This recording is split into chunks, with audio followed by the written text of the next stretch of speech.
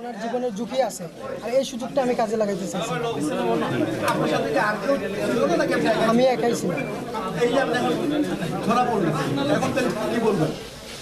আমি তো একাই ছিলাম, যে এটা সত্যটা যেটা সত্য এটাই। আমি তো আর অন্য কাউকে আন্তাজি দোষারোপ করতে পারি না। মানে তুমি কি শুধু টাকার জন্য এই কাজটা জি, আমি এই টাকার জন্য এই কাজটা করি। বুঝতে পারছেন? এবার তো আপনারা জেনে থাকেন যে বিগত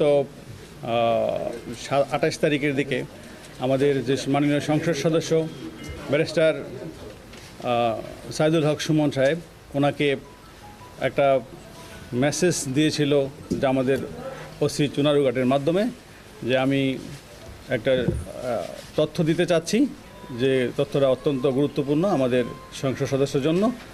তো আমাদের ওসি সাহেবকে সে বলতে চাচ্ছিল না, সে বলল যে আমি সরাসরি ওনাকেই বলবো। তো যেহেতু সে বলতে চাচ্ছিল না এবং একটা থ্রেটের বিষয়ে বলবে, সেই প্রেক্ষাপটে